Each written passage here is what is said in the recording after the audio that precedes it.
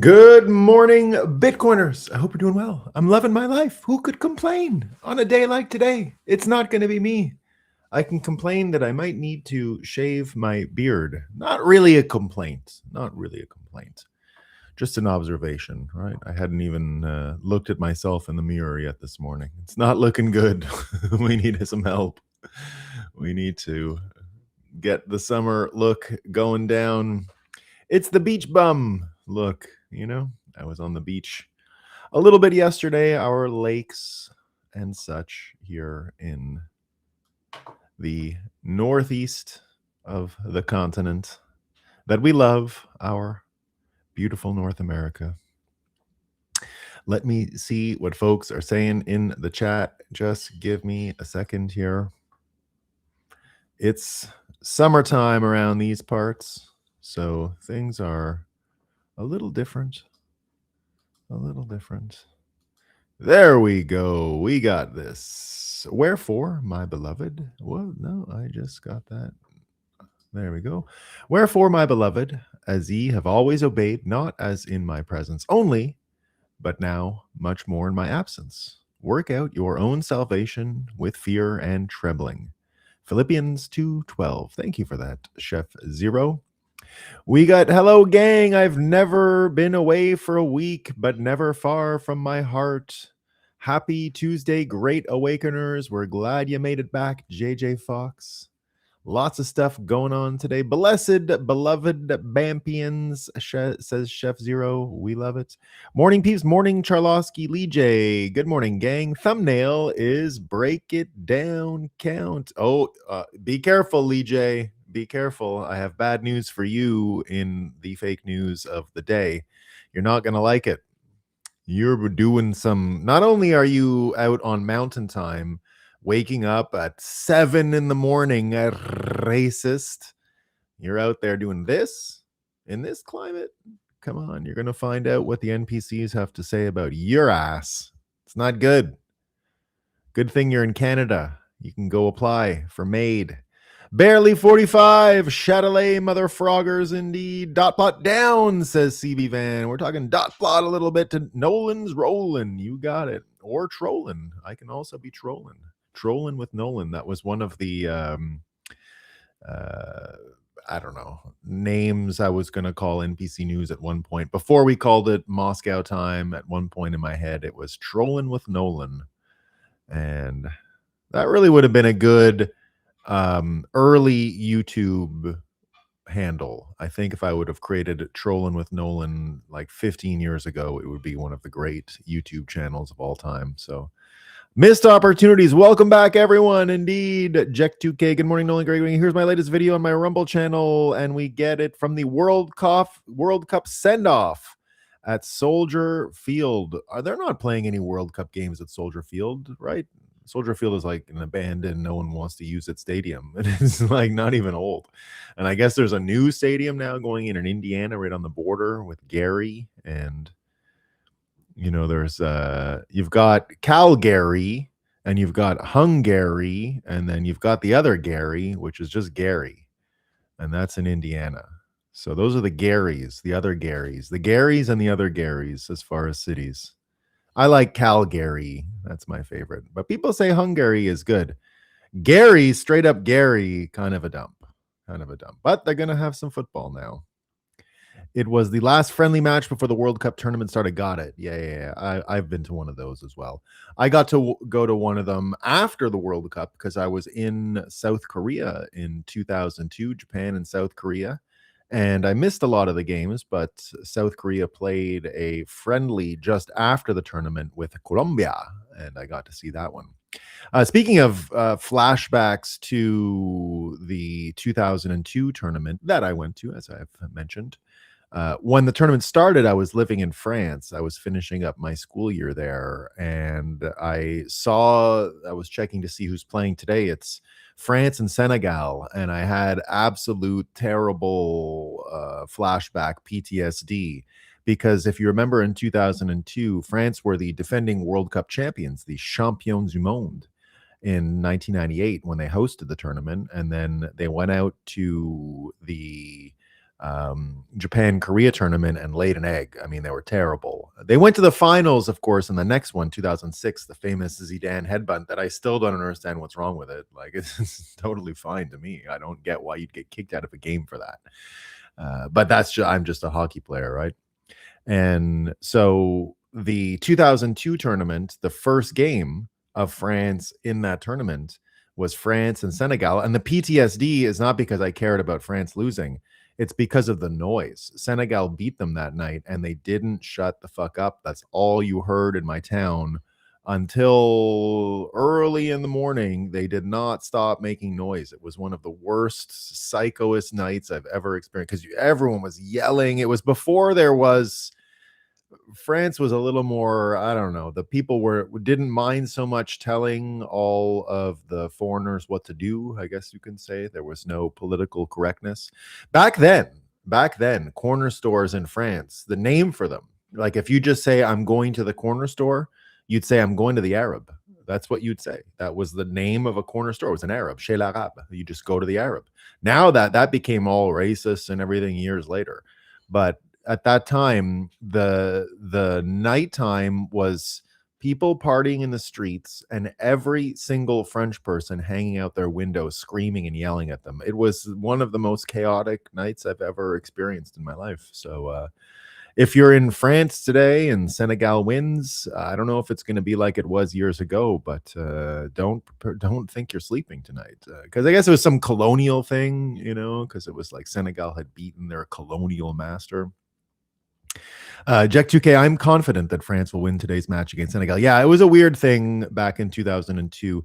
It just surprised me that they're the first game again. It's just, luck of the draw or whatever. But 24 years later, here we are, the same match launching France's tournament at the World Cup. And last time, as I said, I remembered it was Senegal because that's all the people outside, the Senegalese who were celebrating, that was the source of the problem, obviously.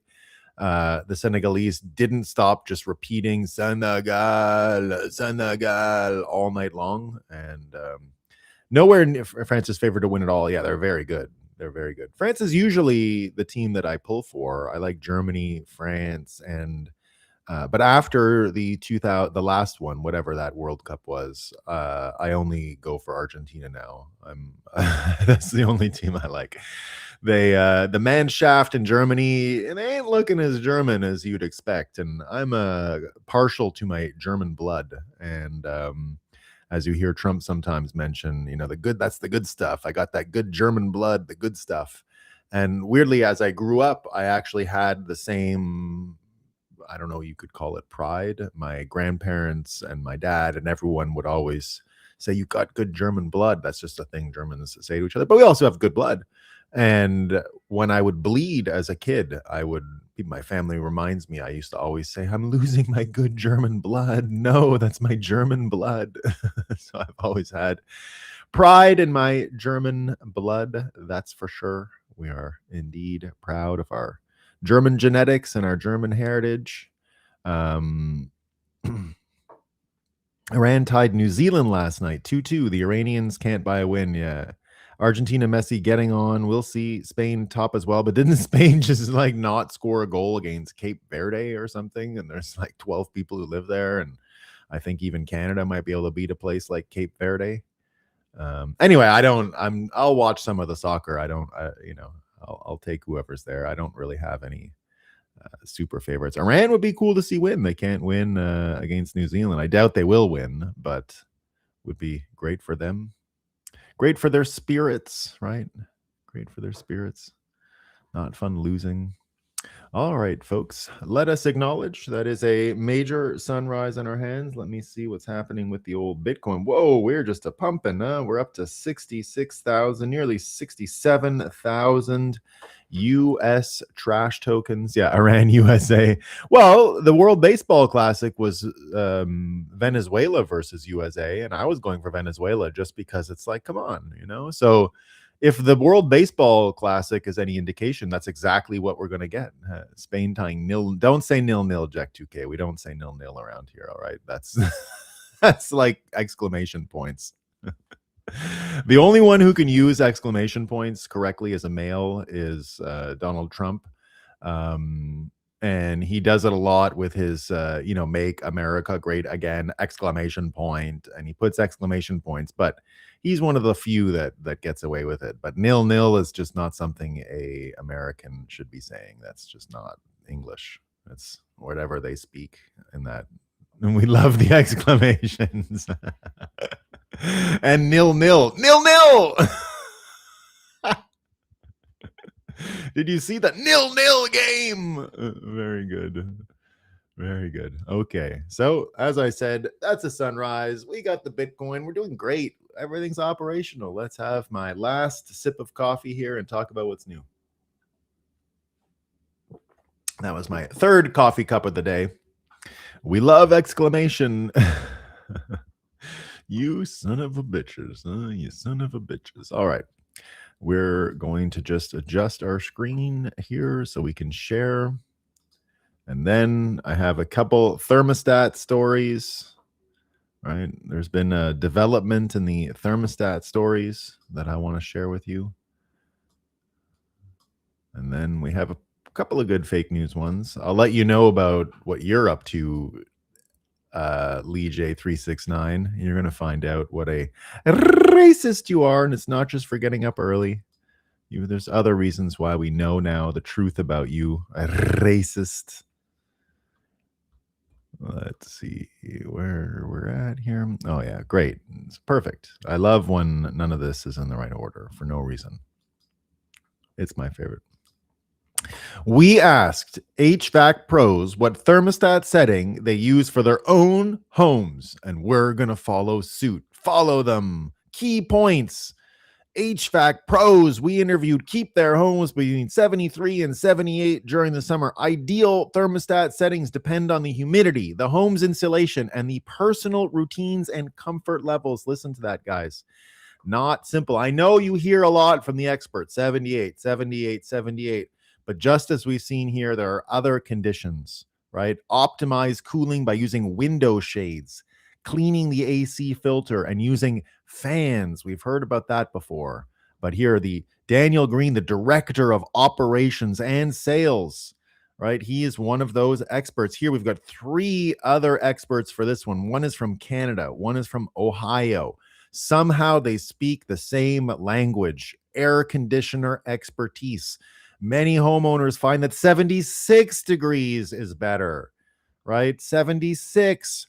This one keeps its thermostat at 75, shaking hands with danger over there. 75. This guy's in Mississauga. International numbers coming at you here. 23, he says. 23. And in Fahrenheit, what the fuck is this Celsius? It's 73. So that guy's at 73 degrees. Tips for running your AC more efficiently. Use ceiling fans. You've heard that many times. Run heat producing appliances early. Keep your air filter clean. Here we see close your blinds. We went through all the science about closing your blinds. Apparently it works. Consensus is in. We have more people asking. This is the same one. Following suit. I didn't mean to get that one there twice. That is the same one. We get this as well from Philadelphia. Philadelphia. Here's the best temperature to set your AC during the hot summer days. Lucas Frau, June 15th. More of these stories. They should be running out soon, but hopefully we get to the bottom of what to do across America. Now we know we're less than a week away from the summer solstice, but Bucks County has already endured a spurt of hot, steamy weather, more fitting for the dog days of August. It's the first time in history June is also hot. Unprecedented. Programmable thermostat. That's what you need. Ceiling fans, humidity control, close your windows, additional air conditioning tips, even more here to help you come up with your strategy. It is the golden age after all. And everyone out there worried about AI taking your jobs. It's the same with the experts for the ACAI. Fears are misguided. They say much ado over a sophisticated thermostat. You're still going to have to come up with your own strategies. We thought we had a shortcut. We were talking all about it. AI models are not going to take the cognitive burden here. You need to take personal responsibility over your AI strategy and your thermostat strategy. There's no shortcuts, okay? As we are now a sophisticated thermostats behaving as if they have their own goals, right? So these AI models, as they are now, are sophisticated thermostats, right? Behaving as if again, I come back to the thermostat question. It's deeply philosophical. It's not so simple as just go up and hit the number, right? No. With the AI revolution, we heard it could kill you, right? You have to have a strategy. You can die. All of this is true. That's why the willy-nilly approach, the loosey-goosey approach to thermostats, it's not going to get you in there. Behaving as if they have their own goals, but they're exactly doing what they're programmed to do. AI is basically just a thermostat, okay? It's just a thermostat. And you're just a thermostat. That's the important thing. We're all thermostats. How to prepare your home for a summer that will break heat records. Money Research Collective, right? Key takeaways, the highest temperatures. Okay, we're getting somewhere.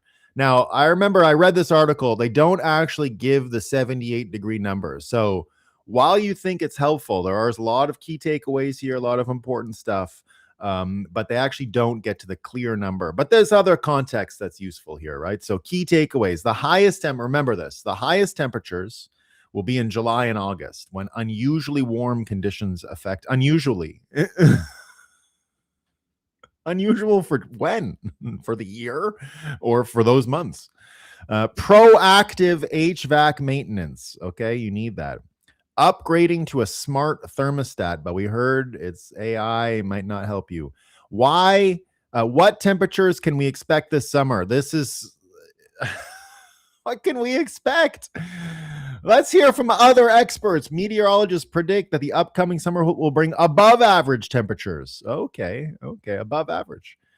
In some areas, the rising temperatures will coincide with higher moisture levels, driving up humidity. So, guys, what can you expect this summer? It's going to be a little hotter than normal and also humid. Who would have guessed? Why are heat waves hard on my home's HVAC system? See, this is really important, right? What to do to keep it comfortable. You got all these things. Use a smart thermostat. It's not that easy. Invest in blinds and curtains. I know all you Bitcoiners are cheapskates out there and all you want to do is stack sats and you think that's the only investment you can make in this world, right? No, blinds and curtains are investments, okay? So stack your blinds and curtains as well as your sats. Here we're finding out, this is in a Money magazine, okay? Direct sunlight pouring in through the windows can cause your rooms to heat up quickly. Thermal curtains, blackout blinds, and shutters reduce the sun's heat inside. Pay the money for it. Invest. You hear Adam Townsend all day. You got these new Trump savings plans. You got many options to invest. Invest in a curtain company, right? Something like that. That way you'll have those curtains. Here we get this from Mother Jones. How many? Here's what Americans really blame for causing energy spikes. What do Americans really blame? Americans across political parties agree that global warming is raising the cost of living. That's what Americans believe. That's what's causing inflation. It's too hot. More global temperatures rise, likely to, as planet continues to heat up. More global temperature records likely as planet continues to heat up. The planet is heating up. Look at this record. It's so hot. It is so hot. Fires. There's a new word as well, guys. Climate hushers, right? You were called deniers, but now there's a problem with people who don't want to talk about it anymore. They're called climate hushers. New word dropped, climate hushers. These are the Democrats that aren't talking about the climate enough, right? Democrats never made it through the first gate. Donald Trump, on the other hand, will pick a fight with anyone over anything. He had trouble with the second part of the test, but Democrats couldn't even make it past the first question. That's what's going on here. Democrats' messaging on climate has been weak. They need to speak out more. No more hushing. Oh, and wouldn't you believe it? Just as Donald Trump is out there picking fights, right? Look what he's also doing. This is from LA. Non-existent city claim fuels fresh MAGA election misinformation. It's non-existent. Why is Spencer Pratt not happy with his third place loss? He's a loser, obviously. Look what we find out here from the news. Pratt's third place finish in the LA mayoral primary has spurred repeated, unsubstantiated fraud allegations from MAGA influencers and Trump himself, ridicule and spread despite obvious flaws. The claim was amplified by some conservatives and mocked by figures across the political spectrum, highlighting misinformation's reach. Look at that. Pratt still thinks he won. And we get this MAGA-friendly comedian confronted over Michelle Obama slur. People still talking about the slur against Michelle Obama at the fight the other night at the White House. Shane Gillis was asked for his thoughts about the vile comments at Trump's birthday cage fight. What did he say right after this guy said, Michelle Obama is a dude, right? Bizarre outburst. It was so bizarre. And here we find out that Shane Gillis had the following to say. This is the fighter, Derek Lewis, right? Michelle Obama is a man. Am I right, America? That's what he said. Unsubstantiated, ugly, racist, all the rest of it. Here told Timms he didn't love the comment when asked for his reaction to the outlet, right? The comment comes just after Gillis faced backlash for his performance on the Kevin Hart roast, right? What else did he say? Nothing else. No, I thought he said something. Embraced by the anti-woke comedy, blah, blah, blah.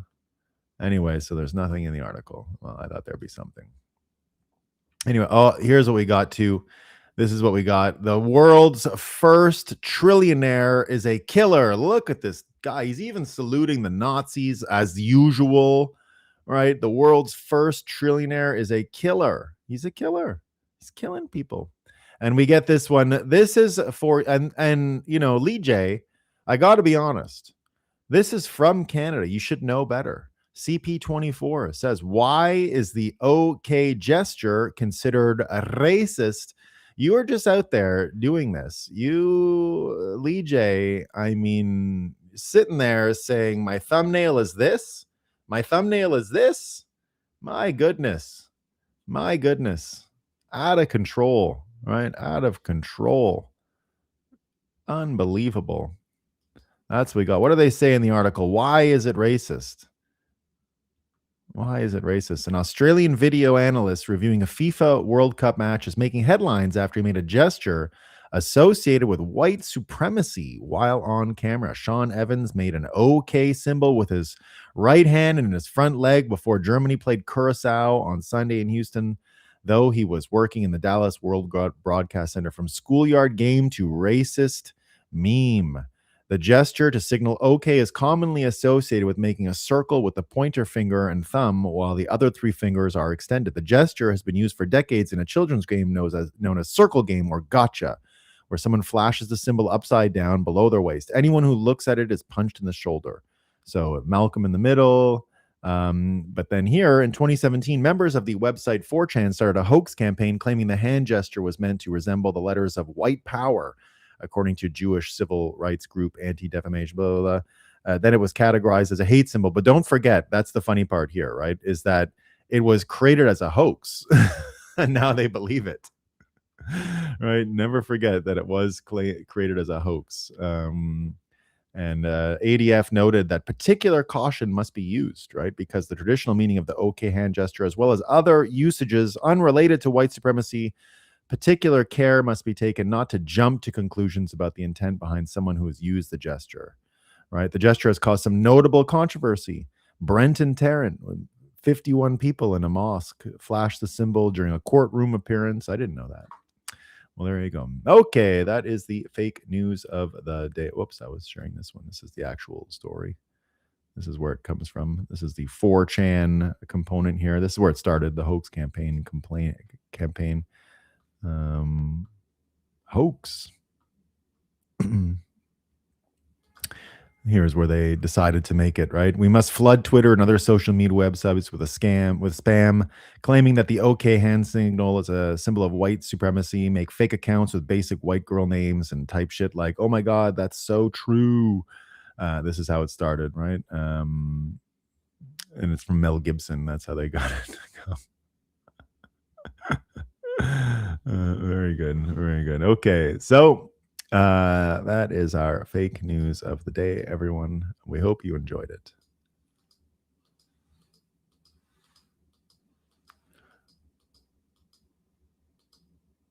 Close a couple of these.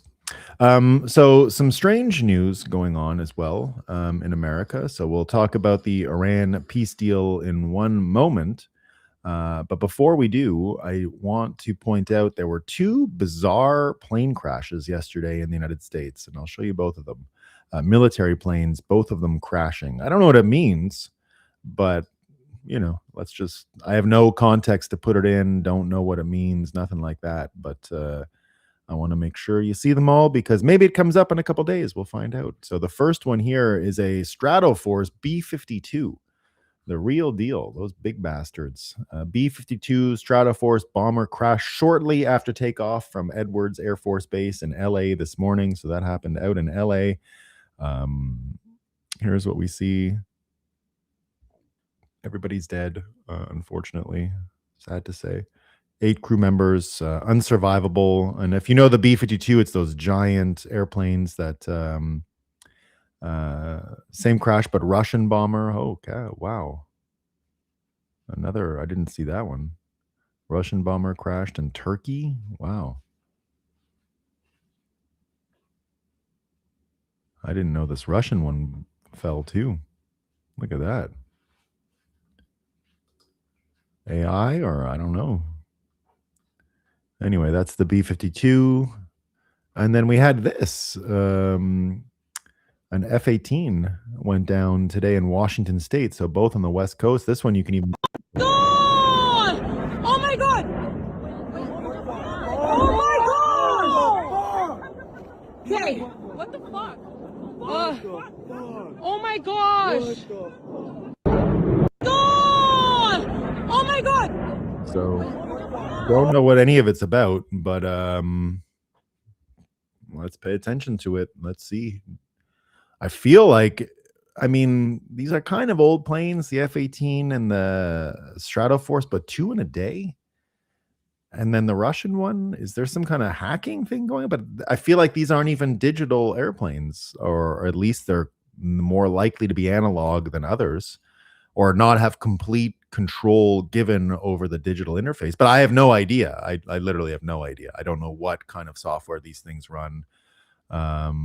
Lance 2002 says, indeed, I'm going to guess it's sabotage of some type or another.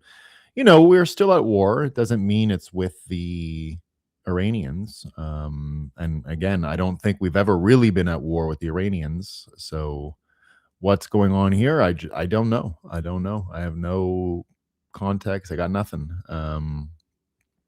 Chef Zero says, rest in Christ, Jesus, fallen pilots indeed. 8 lives taken or 8 lives lost in the Stratoforce. Don't know anything about the F-18, but it's happening. So there you go. I wanted to make sure you guys saw that because it's no fun, huh? No fun indeed. No fun. All right. So let us now discuss the peace process. So I guess you've got... JD Vance is currently on the Glenn Beck show. He did give an interview last night on Hannity. I'll play a bit of it about the peace process, the peace deal. We're getting more details now. Lots of people complaining about this and that. Are they getting money and blah, blah, blah? Of course, easiest thing to predict, people wouldn't be happy with the way Trump negotiated peace. But here's just some details from Hannity. Now, we, of course, know and dislike Fox News generally. It's definitely boomer slop up and down. So when I see things on Fox News, I always try to put an extra filter on it to understand. But I found this came off pretty credible. Hannity's I don't think he's evil and out to screw you over or anything, or even just trying to make a buck. But it's boomer slop, that's for sure. And here you go. $300 billion with the sign, seal, and approval of the U.S. The president did put out a truth, denying all of it. Iran has agreed to never have a nuclear weapon, and the story that the U.S. is paying Iran $300 million is fake news.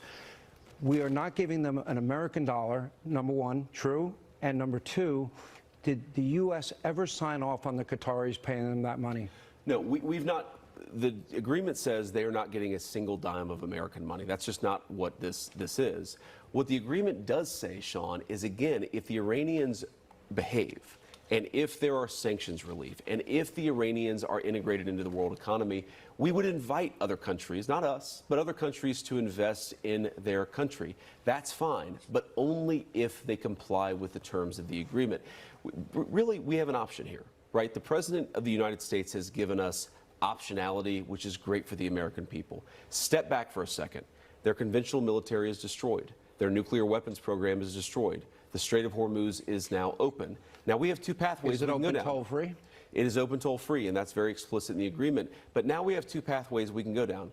Pathway number one is the Iranian economy continues to be strangled.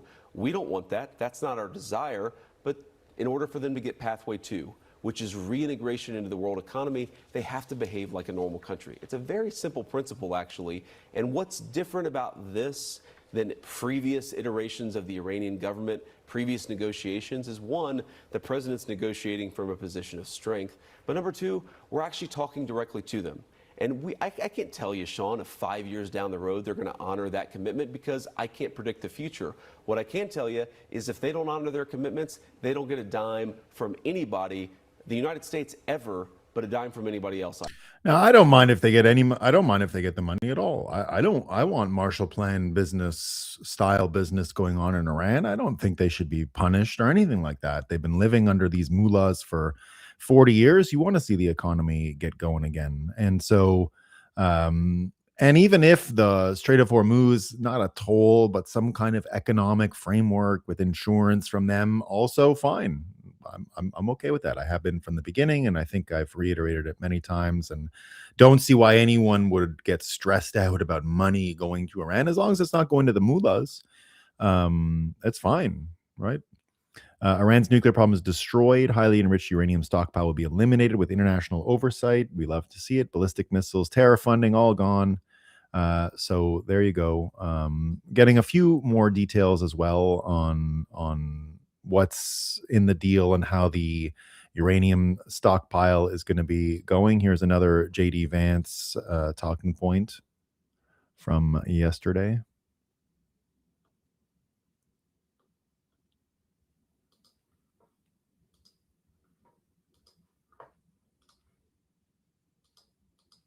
Will nuclear inspectors be allowed back in? Yes, absolutely. That's in fact one of the core parts of the agreement, is that the IAEA and the United States are going to help Iran destroy the highly enriched stockpile, and that's something that's spelled out very clearly in the MOU. Now, here's an interesting... Again, my prediction is they need this uranium, as some people on the internet say, will tie the whole narrative of Russia, Obama, everything together, Hillary Clinton, Uranium One, Ukraine, Russia, all of it ends up getting combined over and turned into one story of corruption and internal civil war in America amongst the political parties. So, because remember, the Civil War in America wasn't North-South this time. It was ideological and Republican-Democrat.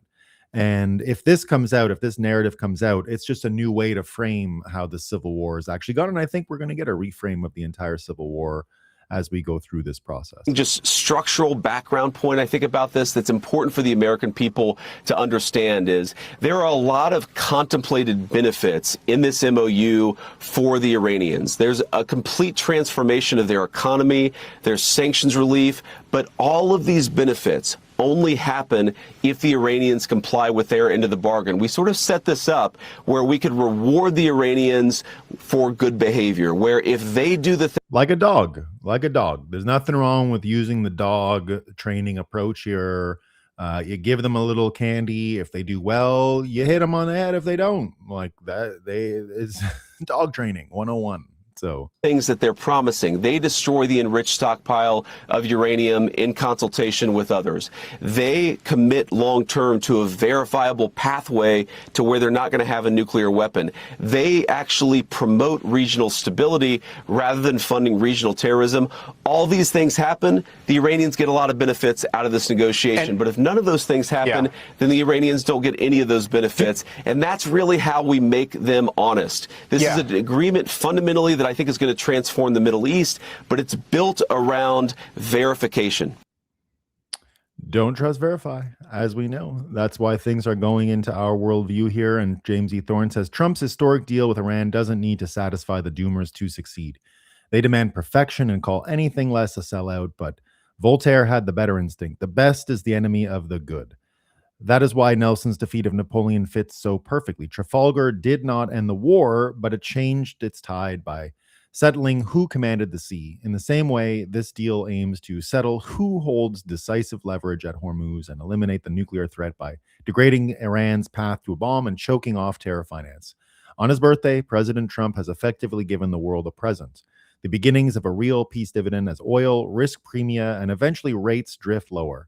Let the doomers doom. The strategy is to win, and that's why winning gets the good chemistry, right? And again, here's a cynical Publius, I think, with a summary of everything I've personally said about this war during this show, and I think he did it really concisely and clearly here, and I want to share it with you because this is, I think, where things are at. So I just said verify, very important, verify, but you know, it's always don't trust, verify. But I'll break that rule here for 1 second because of everything that's been going on. And he says, I've been largely quiet on this matter lately, mostly because I don't think anyone in the general public has the first clue as to what is actually going on in terms of negotiations, me included.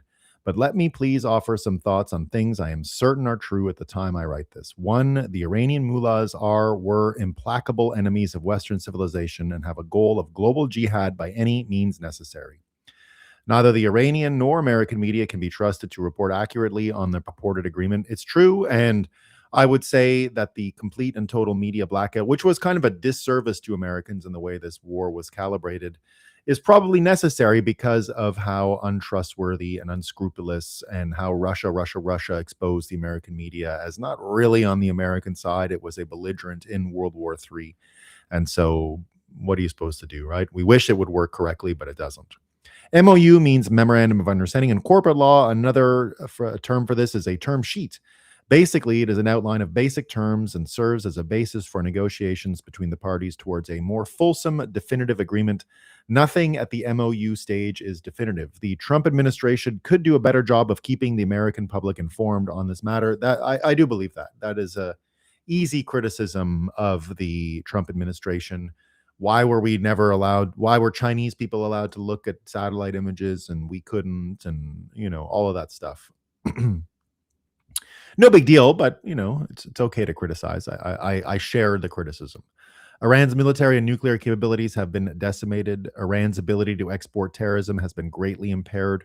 Multiple layers of the mullah's leadership are now dead, and those currently in power are acutely and uncomfortably aware of this fact. The only viable means of ultimate regime change in Iran is the Persian people rising up and overthrowing the mullahs. In Iran, with nuclear arms would be the worst threat to human civilization since medieval era bubonic plague epidemic. The JCPOA was enabling them to build such weapons. President Trump had no choice but to take the military actions he has taken thus far because of the nuclear and terror threats. America and Israel assumed that the Persian people would take this opportunity to violently overthrow their theocratic dictators. Because the Persian people are thus far collectively unwilling to walk through the door of regime change that has been made possible, admittedly with great cost to them, President Trump is now faced with a dilemma. Either commit ground forces to Iran, with half of the U.S. wildly opposing such action, or negotiate with whomever is actually in power at the moment, with the other half of the USA wildly opposing such action. 13, President Trump has earned our trust in all matters, not just Iran. He has consistently prioritized American interests properly, more so than any other president since Reagan. There is no one I trust more to navigate such a complex, potentially no-win situation than Trump. America and the world are currently in a far, far better and safer situation today than if no military action had been taken. All military options remain open to the USA. Virtually no military options other than internal repression remain open to the Iranian leadership. And this is the important part. I've always despised all that Q nonsense, but at the moment, I believe the following words are actually the best course of action for Americans with respect to the Iran conflict. Trust the plan. And I'm a don't trust, verify through and through guy. But at a certain point, you do have to say, and I think this is the case, you choose a president to make all of these decisions. You're not supposed to be included on every decision that a president has to make, and some of them are tough. None of this has been easy on the president. And I see a plan. I see the belligerents in the war. I see who they're fighting against. To me, it looks exactly like them fighting the British forces. It looks exactly like them fighting the market manipulators. It looks like escalation was going to be economic escalation. We are in World War III. It is a psychological and economic war. The economic belligerents in World War III, in this case, are the City of London. They are the banks. They are the insurance companies. They're the ones who went for escalation. They're the ones that this action really affected. And that's why getting rid of their ability to rug pull the world economy is so important. And that's why the cost of it to Americans has been, kind of negligible. Here's Tom Luongo with his analysis saying, at the beginning of the war, I asked a simple question. If you had to pay an extra 1 or 2 gallons for 1 or 2 trash tokens per gallon for gasoline for a few months to ensure you would never be threatened with a nuke from Iran ever again, would you put the extra money on your credit card? Before you answer, for the average family, that amounts to $100 or $200 a month for 4 months. $400 to $800 in total for the peace dividend that you would never have to pay the indirect tolls of that threat, which compounds for your benefit every month and higher costs for the rest of your life and your children's lives. Sit with that. Sit with thinking through all of the costs associated with what Iran's conflict with the rest of the world were. Now add their people's welfare to the global economy rather than they're extracting a few $100 billion a year to fund terror, drugs, child trafficking, organized crime, etc. Think about who their real partners were. Think about which countries were their real partners and fellow travelers. Those that turned a blind eye for the banking fees or paid someone else the increased insurance, which ended up on your monthly budget. Once you've begun to get your head around that, then realize that you're probably only mapping 10% of the real costs. But my original question is exactly what just happened. And the process, we watched countries flip allegiances, come together to defend themselves, and others show you the limit of what they were willing to turn a blind eye to. Trump's brand of foreign policy rankles a lot of people. It destroys the carefully constructed mind palaces of others and exposes the grifts of all of them. When this period is over, it will be a new reality. It may even be a significantly better one. But that will be up to us to accept that sometimes you have to punch the bully in the mouth to get him to shut up. By Labor Day, oil prices in the U.S. will be back to where they were before the war, except in California, who has been working with our enemies to shut refineries and collapse its economy. They will be a mess. It will be over for normal folks. For those that see things clearly, this thing was over months ago, and that's been me. I've felt like it was over a long time ago, and hasn't really been a problem. And indeed here, dude, I've been following you closely for the past 18 months, and there were times when I really thought you were off your rocker, and yeah, you missed on plenty of the smaller, less important takes. But on the big things, the rearranging of the economy, the realignment of the world's superpowers, and most importantly, the exposure and expulsion of the British imperial economic world order, well, Watching these things manifest in real time is truly magnificent to behold. Take comfort in knowing that you had the eyes to see these things when so many others didn't, still don't, and never will. I believe with all my heart and soul the day is quickly approaching where you will reap the benefits of this long, hard toil. And I think we're all going to be reaping those benefits, and it's already coming true. I mean, here's the what do they call him? The Emir, the Sultan. I'm not sure. This is the Qatar guy here with Trump today, and they're talking about a $1 trillion investment in the United States. $1 trillion investment, a trillion. That was just announced here, and let me find it. Here's the Qatari and Trump at the G7 today. Here they are talking at the G7. Thank you, Tim.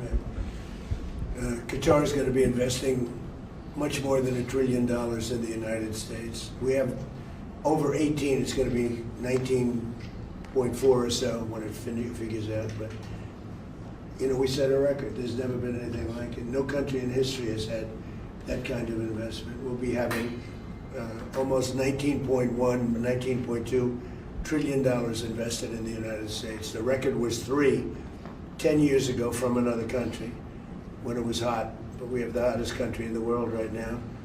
But Qatar's been a great investor. We really rekindled ourselves when I met with you last year, a year ago, probably 13, 14 months. That was a good trip. And it was May. So May, last May, I think. Yeah, I mean, a year, yeah. That was a great trip, and we established. We've been friends for a long time. We've known each other for a long time. But Qatar is investing tremendous amounts of money in our country, and we appreciate that. Our country's doing. We're building more factories, AI. We're leading AI by a lot. We're building automobile factories. We're building more than we've ever built in the history of our country. No country is ever doing what we're doing right now. No country has ever been able to do. And those factories will be opening over the next year and a half. Some are already open or very soon. The pharmaceutical companies are coming back. The car companies are coming back from Germany, from Japan, from so many other places, Mexico and Canada. They're all coming back. We lost them foolishly years ago because we had presidents that didn't really know what they were doing. They should have never lost them. But they're all coming back in beautiful, brand new, gleaming factories. In fact, there are a couple of big old plants. And I said, are you going to use that plant? And they said, no, we're building brand new. They're knocking it down. Everything's built brand new, beautiful. It's jobs. And the auto business, we're going to bring back probably, we lost 57% of our automobile business. I think we're going to bring it mostly back. And for chips, So, one of the things that's happening because of all of this is Trump just building, doing, even the threatening. It's the kinetic energy constantly. It's the constant movement. It's the constant recalibrations. That's what's made his enemies have such trouble with him, that he's always just pressing. It's a full court press the whole time. I see someone here, John Otoro, so stoked the Knicks finally did it. Got to admit it. I am a Bitcoiner, but I'm a sports baller too. Well, a full court press. That's what's going on here. This is a full court press, and Trump is doing that on the economic issues, on the economic warfare. And when you think about, this whole idea of the leverage Trump has gained from actually doing things and not just talking, Sightbringer talks about it here, says the old American toolkit stopped scaring people. Sanctions became survivable. So again, look at, what we think of as the fiat regime, right? Government declarations, sanctions trap with the financial system, blah, blah, blah, talking, right? That was the old fiat toolkit, not the old American toolkit, fiat. America was aligned with the fiat toolkit. Sanctions became survival. The fiat toolkit got weak. The sanctions didn't matter. Warnings became background noise, blah, blah, blah. Nobody cares about words. International pressure became a press release ritual, and no one cares about that stuff. The international law, international consensus, all fake. Trump has completely exposed the fake fiat world. Adversaries learned that if they stayed below the threshold of full war, They could bleed the United States, stall negotiations, manipulate shipping lanes, export drugs, pressure migration routes, threaten energy corridors, and wait out Washington's attention span. So the Trump-Vance answer is make force believable again, but do it with Iraq-style occupation. That is the doctrine. The U.S. cannot run the world on speeches. Remember, speeches is fiat. Fiat is speech money, right? Government declaration money. It also cannot afford 20-year wars. So the new model is selective coercion. Hit the node that matters, force the behavior change, then convert the military result into a deal or operating framework. Maduro was a node. Hormuz was a node. Iran's coastal disruption network was a node. Hezbollah became a clause because Iran made it one. The nuclear file was the formal issue. But the deeper board was flow control, oil, ships, sanctions, borders, proxies, drugs, migration, and credibility. Again, it's always been a trade-off between credibility and convenience. It's convenience, right? It's not just election systems, it's the whole fiat system. That's what's going away. The credentialism has failed. Credibility is now about actual kinetic action in the world. Why do this now? Because the US is trying to reprice fear back into the system. For years, hostile actors adapted to American hesitation. Iran learned to use proxies and choke points. Maduro learned to use oil, drugs, migration, and state decay as leverage. Cartel networks learned to operate like quasi-sovereign systems. The Houthis learned that a cheap missile can impose global shipping costs. Russia and China watched every American red line to see which ones were real. The new response says some red lines are becoming physical again. They want force to become modular, not war as a national crusade. War as targeted systems surgery. Break the coercive node, control the corridor, remove the actor, force the paper, unlock the economic benefit, claim victory, move on. And the speed of moving on is what's important here. It's just constant kinetic activity, movement, like a shark. Trump's governing model is transactional sovereignty. Every instrument of state power gets measured by whether it makes America stronger in a visible way. Military force is no longer framed mainly as spreading democracy. It is framed as securing American advantage. Oil cheaper, borders tighter, drugs disrupted, enemies humiliated, allies disciplined, markets reassured, choke points reopened. Deals signed from fear rather than goodwill. That is the machine. The danger is that the model depends on precision. It works when the target is real, the escalation ladder is controlled, and the adversary accepts the off-ramp. It breaks when the operation overkills, kills Americans, humiliates a regime past its absorption capacity, or creates a retaliation loop that cannot be boxed. But the reason is simple. The U.S. is trying to prove that its power still has consequences, not in theory, in the physical world. And that's exactly what we're seeing here. That's exactly been the story of this war. And it's the exact opposite of what's happening with, again, go back to what Trump is really fighting against here. He's really fighting in a type of Anglo-Civil War. I was talking about this Anglo-sphere civil war yesterday. And by that, I mean Canada, the UK, Australia, New Zealand, versus America. And that's why this Anglo Civil War is so important. Trump is conducting an Anglo sphere civil war with his use of this kinetic energy of constantly moving and of forcing the combatants, the other belligerents, the other parts of the Anglo Civil War to react to him, and therefore setting the agenda. They're trying to set the agenda, but it's all the same all the time. Here's our Civil War people. You put the Frenchmen in there, but still you get Albanese, Keir Starmer, Mark Carney.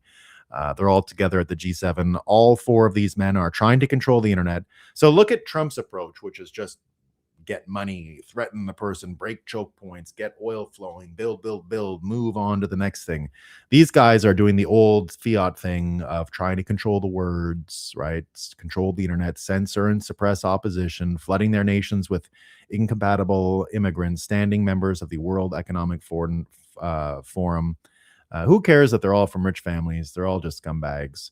And that's why all of this censorship in the UK is now coming to the surface even more. All the protests in the UK and, of course, going for the censorship.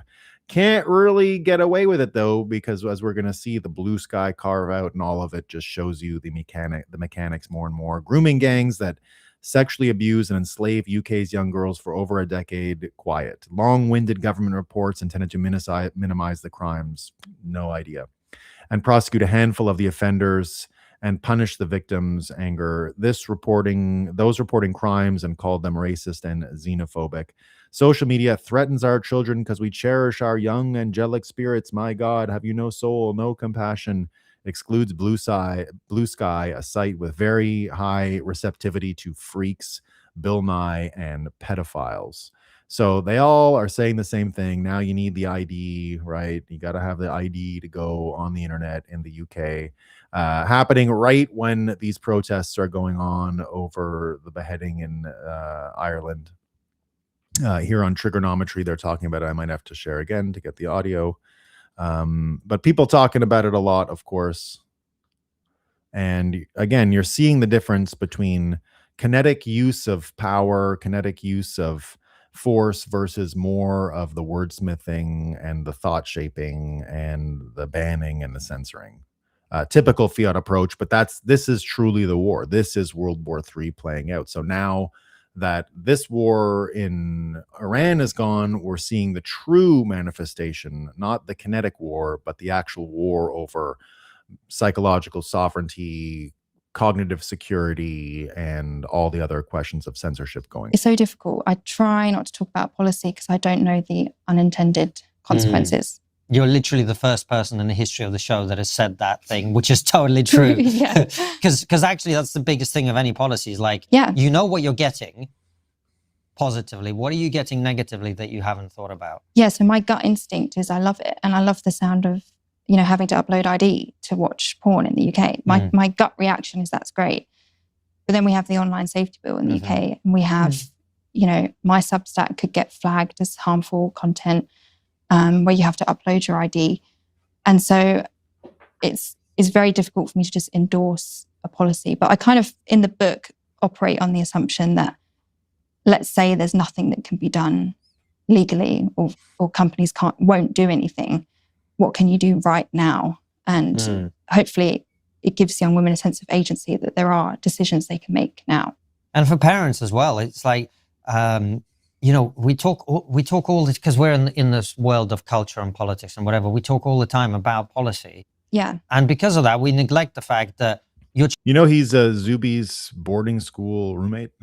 Did you guys know that? Yeah. So I have another video here, and I'm not going to play it all, but it's Pavel Durov talking about much the same thing, talking about how Europe is stuck on this censorship thing. This is at the Oslo Freedom Forum. I was actually talking with the producer of this event yesterday. Did you know that the producer of this event used to be the producer of the Bitcoin conference, and he moved over to work with Alex Gladstein on all of this stuff. So there you go. They had a few interesting speakers, Pavel Durov being one of them.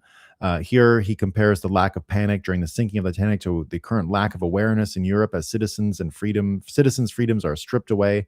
I came here today to tell you that we find ourselves in a similar predicament, in a similar situation. Our ship has already hit the iceberg. We have already started to sink even without realizing it. And I'm thinking about the ship of our personal freedoms. Continuing giving examples of his personal experiences of fraud and corruption with Russia, the EU, and France, before moving on to Keir Starmer's UK clampdown on social media. Thousands of people are getting arrested every year in the UK for social media posts.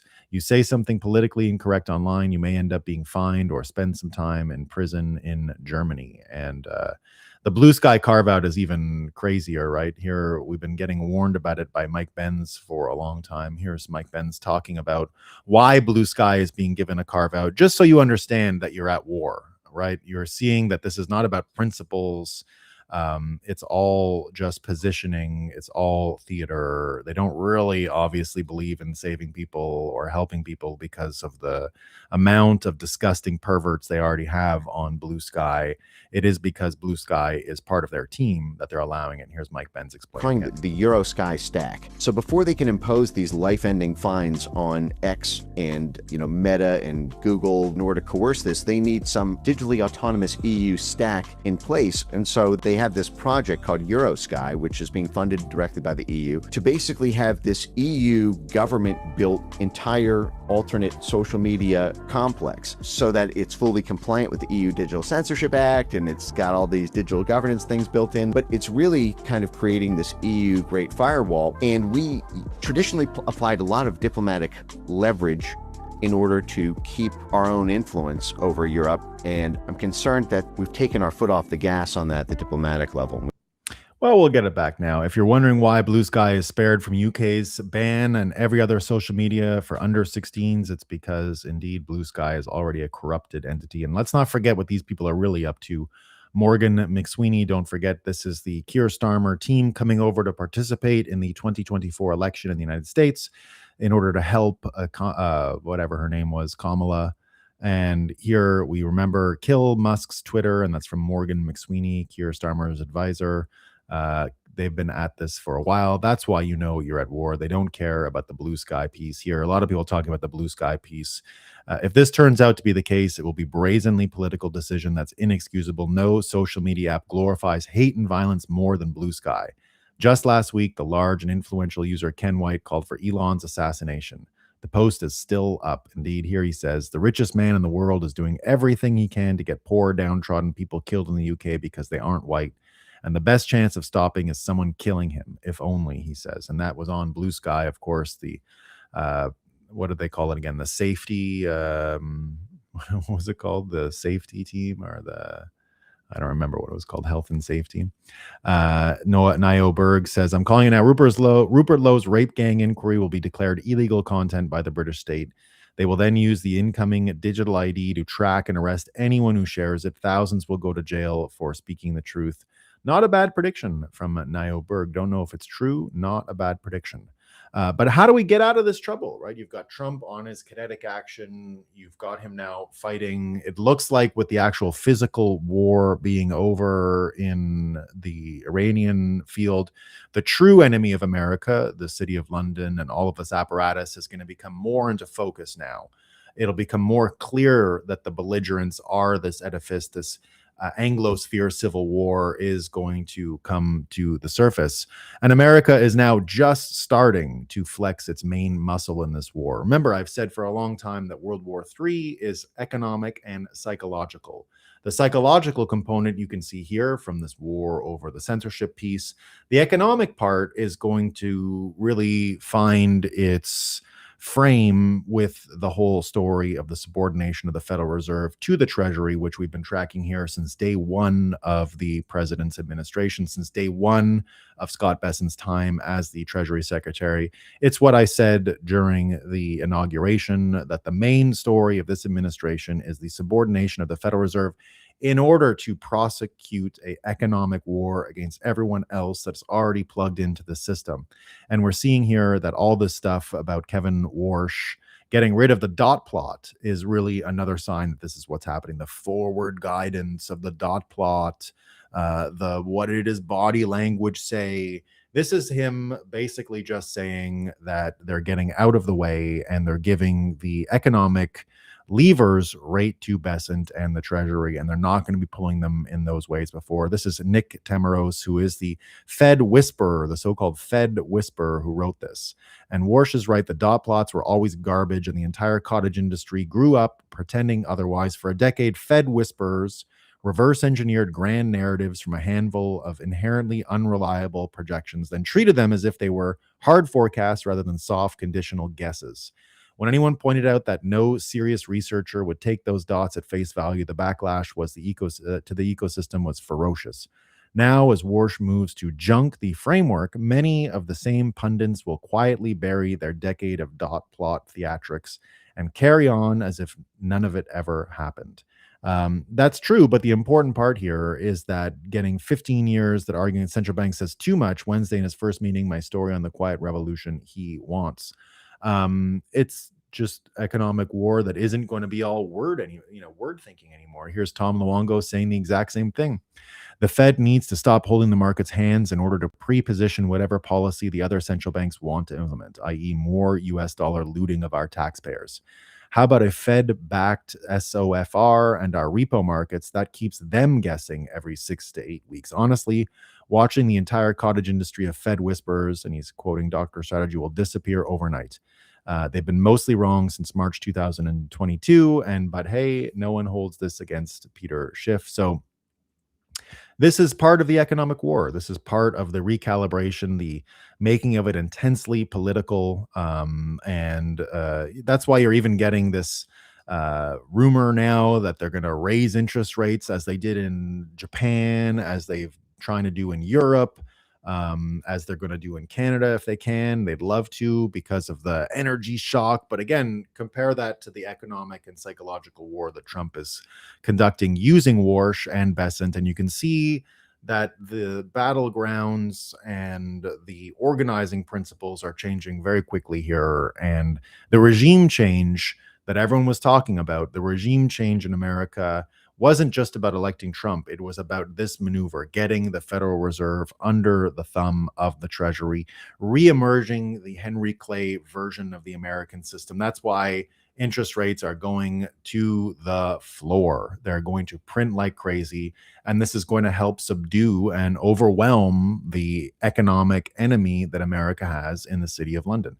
You're seeing a bunch of that at the G7 today. You're going to see a bunch of that over the next few days.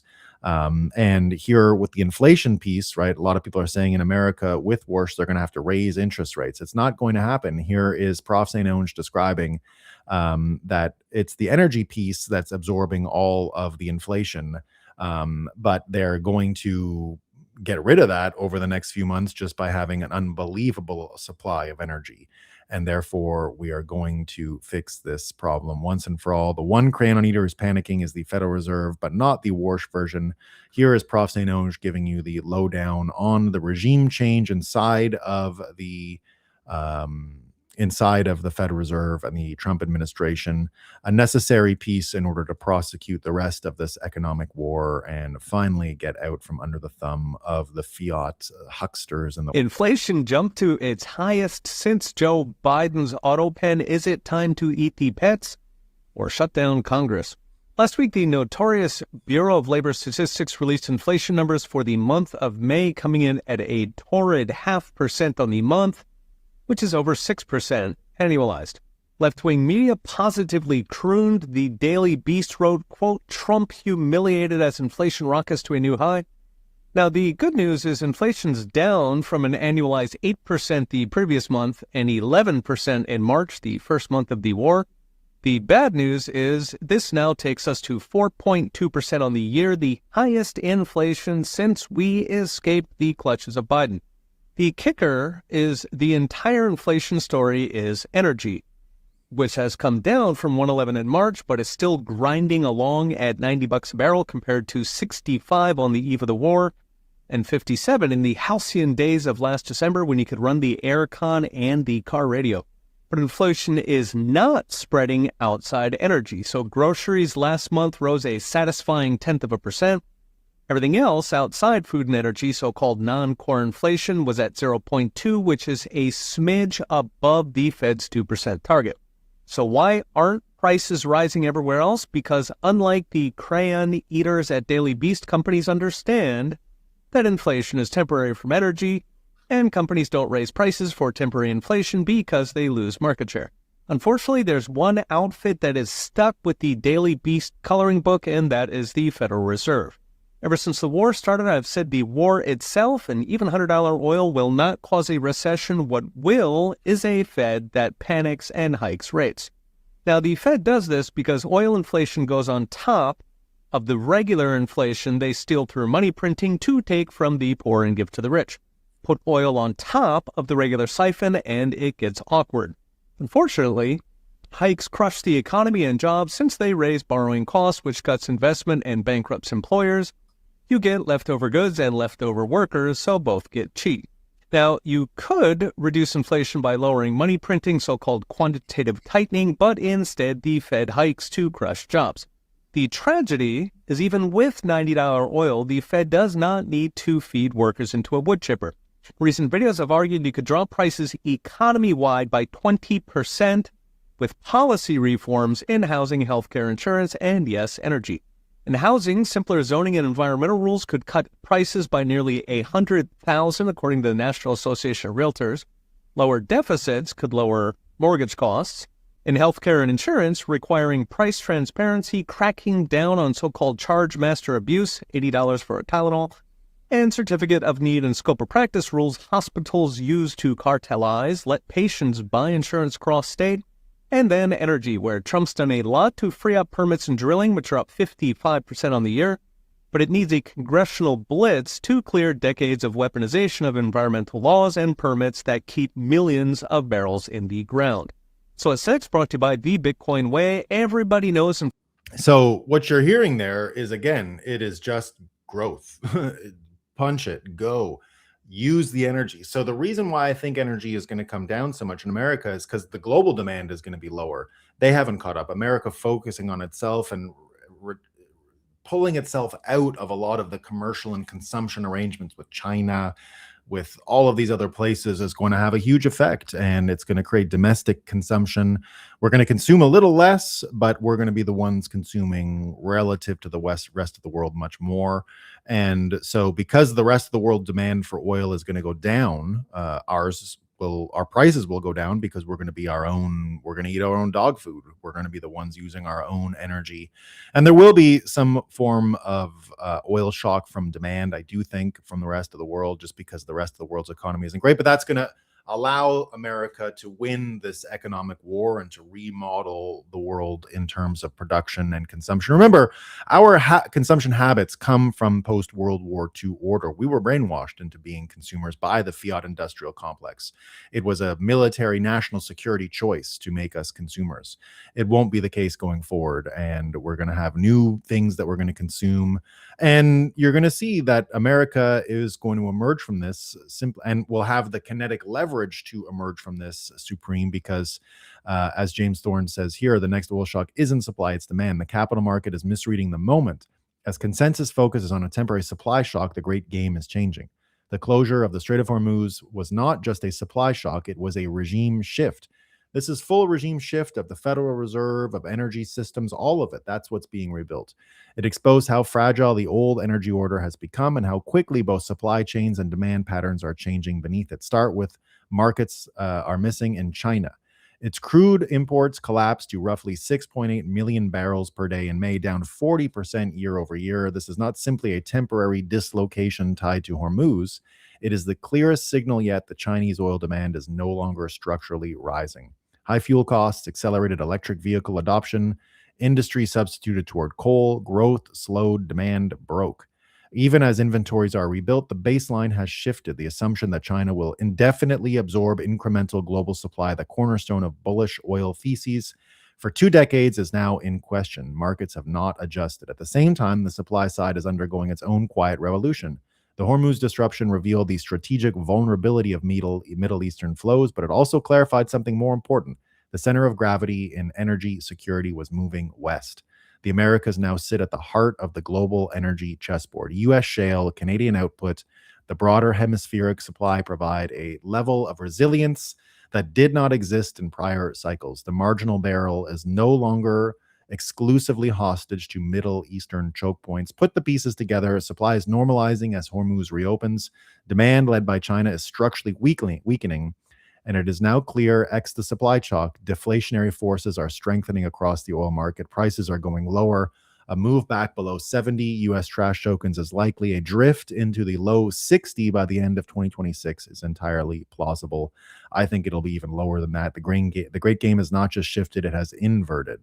And that's exactly what I'm seeing. And again, to go back to even the things this weekend and to bring up the golden age again and to give a bit of context, here Rambo Van Halen says the same thing. So what he says here is more or less the weekend, the spectacle we saw, this whole thing, right? The UFC fight on the White House lawn that we talked about yesterday.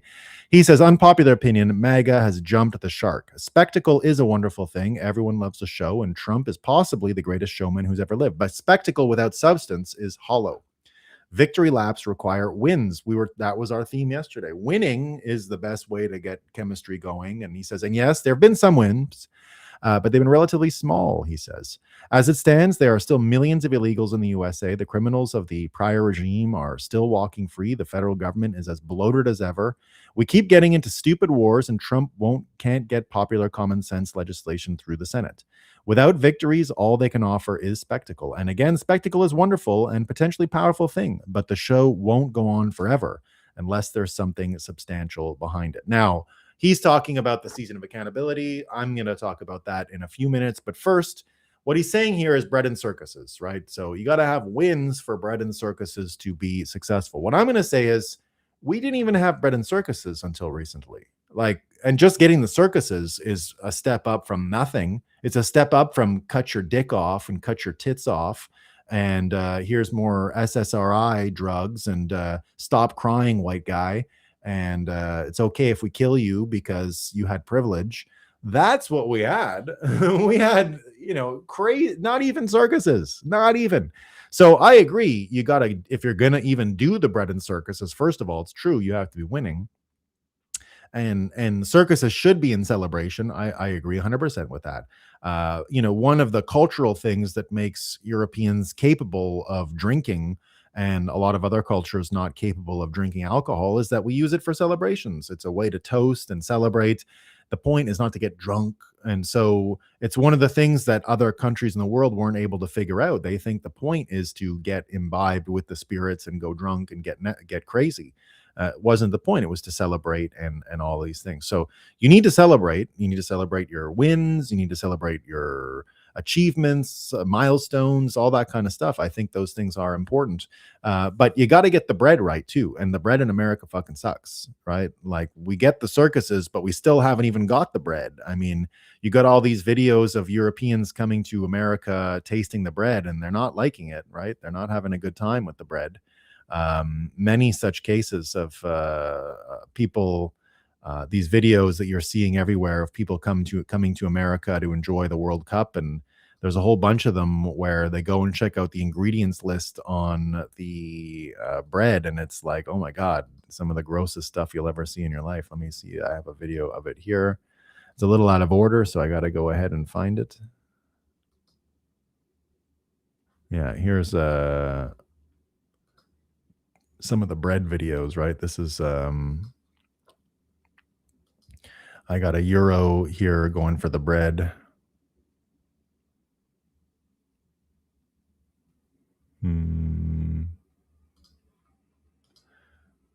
This is another one of these World Cup tourist videos, right? It's so huge. Yeah, I've been lost here once. So I was just walking around the whole Walmart and I lost myself because it's so huge. You can't compare this to Europe. There are the big pizzas. 1.26 kilos. What the fuck is a kilo? We look for some bread, for some real bread. How many ingredients? The ingredients. How many ingredients? Oh my. So it's true. I mean, we need, here's even another thing on the bread in America. Here's Dave's bread. People used to think this was healthy. I remember buying this bread a few times. You guys, this is Dave's Killer Bread, okay? I've been eating this for a while. It only had 5 ingredients in it, but now it has a whole paragraph of ingredients. I found out they were bought by Nature's Own. Well, I did the same test to this bread as I did to the Nature's Own, the wheat bread, where you fill the bread up with water and it doesn't break. Okay, bread should tear. It should, after 3 days. After 3 days, bread should mold, right? It can retain water like a sponge. Look at no water coming out of it at all. Squeeze the bread and wring it out, right? Voila! Again, this is Dave's bread. It used to have only 5 ingredients in it. Dave's Killer Bread. Look at that now. Bread does not need... We don't even have the bread. We got to get the bread, okay? So I get why people would say it's early to be celebrating this stuff, and the circuses, and better to have the wins, right? But there have been a bunch, right? And the other wins are coming. The DEI stuff has all been great. People are happy about that. But the big wins are coming, and they're economic. And you can even see the data center building, the energy build out we're going to get, the energy abundance we're getting in America. That's why winning the actual energy abundance fight isn't circus. That's bread too, right? Bread is really the money to buy the bread, the capacity to make the bread, to produce the bread, and the psychological aspect of consumption, which is going to change. This is one of the things that's going to change. We're not going to be eating the shit bread anymore. You're going to have a new aesthetic around this type of consumption, and it's moving directly into the political world and the next political fights, because the only message the Democrats have, and that's why this economic model is going to start to become very clear, the fault lines of this model are going to be around the data center question. The only question that the Democrats are clear about opposing is, and now they got the NAACP in it, now they got the NAACP in Mississippi trying to shut down XAI's data center that powers Grok under the guise of the Clean Air Act. So now the politicization, the race thing is coming in, and now we're seeing all of this stuff become an issue. The good news is, of course, winning takes away that stuff. SpaceX and the sentient sun. Here's everything that we know of SpaceX, all that it's producing, all of its capacities, all of the incredible technology that's coming out of this. And this is just one of those wins that is worth celebrating, because you've got all these plans and all of these things that are kinetic, that are real, that are happening now, data centers, all of this stuff, all of this techno optimism that's around there. And you're seeing the political fight go into building versus not building and being static. And that's a fight, I think, that will lead to the other part of the circuses, the bread getting fixed, because the companies that do well, the aesthetic of consumption, what they're producing, what they're doing, all of that is going to have a big effect on the American mind. And even the job thing with the AI, they're coming out, it's going to kill all your jobs, we have to stop AI. That's already bullshit. I've been saying for a while. And here is the All Out podcast talking about the good side of the jobs and the upside of the jobs that are going to be available. Let me know if the audio comes through. This will be 3 in a row. Get it right.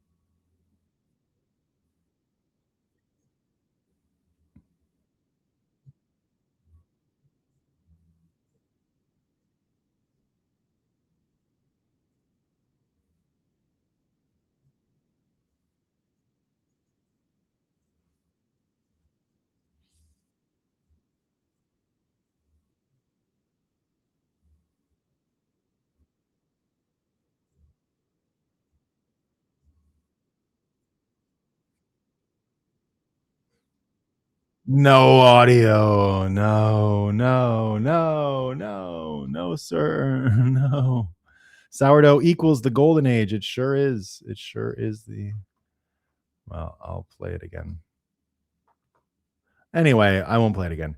He goes on about there's benefits to creating more products and having more productivity, and it's not going to be a job loss killer. It's going to be a revenue generator and actually a job creator, which I believe is true, right? I believe that's true. So actually doing this stuff and actually creating and producing and celebrating this future is why you have these events. And, to say that America shouldn't celebrate its 250th either is ridiculous. Of course, we should celebrate the 250th as an achievement, especially on the cusp of this new regime change, of these new changes, of a change to the American economy, the American psychology, American consumption habits, a regime change in our financial system, the psychological engine that moves us forward. And here we get another big announcement, and it is Trump, of course, on July 4th. It looks like he's going to be doing one of his big rallies at the Lincoln Memorial, and some amazing stuff here is planned. We see President Trump announces massive Trump rally at the Lincoln Memorial on July 4th after the June 24th America 250 concert. Trump will be launching the largest fireworks show in history at the end of it. Let's fucking go. It's going to be massive. We will have none of those people that put you to sleep and constantly complain. Starting at 7 p.m., this huge celebration will honor our country's people, spirit, strength, resolve, and triumphs with the backdrop of the Lincoln Memorial and surrounding the beautiful new reflecting pool. More than 300 members of our strong and talented military bands, orchestras, and ceremonial units will perform patriotic melodies and American classics. And my playlist, we will have none of those people that you put to sleep and constantly complain as we celebrate our country and rally into the next 250 years. This ensemble will be the largest formation of joint military music and ceremonial performances in history. There will be incredible flyovers and air shows featuring our top military pilots and equipment, and I will deliver keynote remarks that you will not want to miss. To conclude the program and commemorate the historic occasion, I will be launching what will be the largest fireworks show in history right here in our nation's capital. Do not miss it. So I think celebrations are necessary, especially at this time. And it's the reason you do it, right, is also because this is the economic war. It's a psychological war. And you need to keep winning on both of these battlefronts. And look at what he's up against. He's out there saying none of those people that put you to sleep, right? And here we get on Jim Acosta's show yesterday. So this shows you how these fault lines are going and can help you predict where things are headed. She's talking about the party on the weekend, and she says it's not really a stretch to say that the same impulse that created the UFC fight on the White House lawn is the impulse that really pushed lynching in the late 19th century. It's a zero. It's a zero. It's a zero. And again, vibes, I think over the summer, what we have to look forward to is this fight here. It's just going to continue to be funny. Trump, one of his best skills, of course, is owning shit libs like this, and he will continue to do it all summer. One of the things we wish he did more was arrest all the dirty deep state people. But again, timelines and all that stuff, I think, are going to line up. Rand Paul here saying there were 120 secret biolabs in 30 different countries. Let that sink in. We're getting a deeper view into the Fauci corruption, of course. So summer reading, I said you would get all the stuff. I still haven't seen the 9/11 stuff. I think you're going to see 9/11 stuff towards July, August. But we're getting good Fauci stuff now. And here we see, we now know Dr. Fauci had deep ties to the COVID intelligence community that predate COVID pandemic. Think about what that means. When the question of whether the virus came from a lab first arose, one man was positioned to shape the answer across science, intelligence, and public opinion. He steered the narrative away from the lab leak theory because he knew the NIH was funding gain-of-function research at the Wuhan viral lab. Colonel Towner Watkins says, yes, as you slowly creep into the facts, when did Fauci get assigned as NIAID? 1984? No kidding. When did the U.S. begin selling dual-use exports and materials and issuing licenses to exporters to supply Iraq with chemical warfare agent precursors, biological samples, and equipment? Well, that was between 85 and 89, which he then used on Kurds and Iranians, while we were simultaneously selling missiles to Iran via Israel. Oh, yes, those would be the same chemical and biological weapons that were detected by coalition forces in Iraq in 1991. That is likely the Gulf War syndrome our government is still lying about. Just like they lied about the U.S. military POWs being experimented on by Unit 731 for 40 years so they could do business with the evil bastards that concluded heinous experiments on Americans. So getting stuff going here. And again, all this fraud, revelations, this is what you have to look forward to for the rest of the year. California is another example. Of course, yesterday, Trump, DOJ are now targeting Newsom's wife. She is now the target. We've been talking about this for a while. Here is Observing Consciousness saying, LT just points to the scale of the California template. We have been watching the California template expand through elections, homelessness, healthcare, immigration spending, climate money, contractors, nonprofits, media narratives. This is the fiat apocalypse here. The full and total complete corruption of a fiat state in America is California. And this is why this regime change is important. It's all the fraud stuff. It's looking under the hood. It's exposing all of the broken incentives. And that's why this California story will, as I said, continue to pay dividends for people waking up and seeing what's going on. We thought Walz might be the first governor pulled directly into the architecture. It might be Gavin.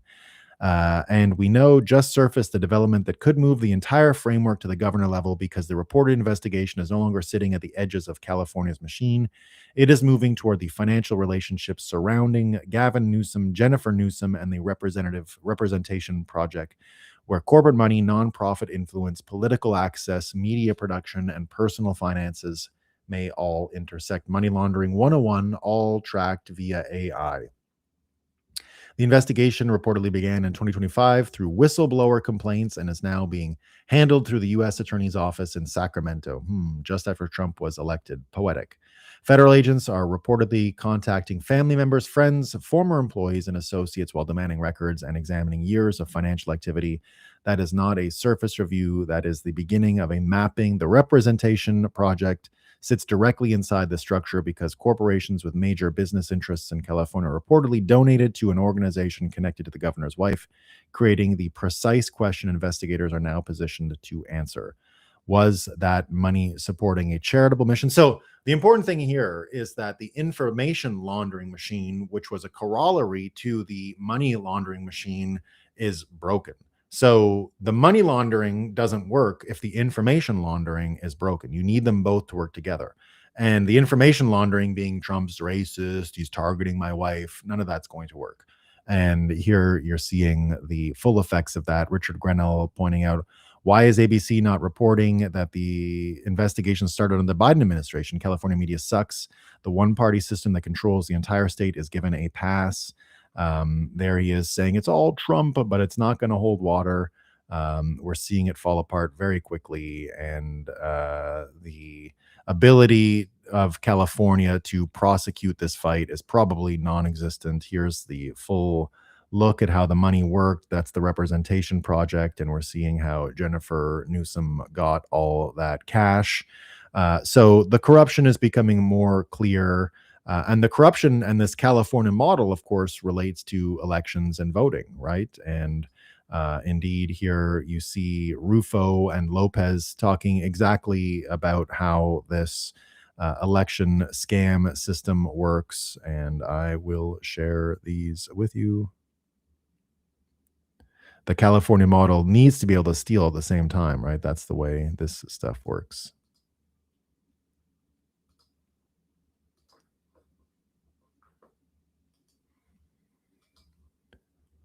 It's just competing theories of democracy. Is this what democracy is?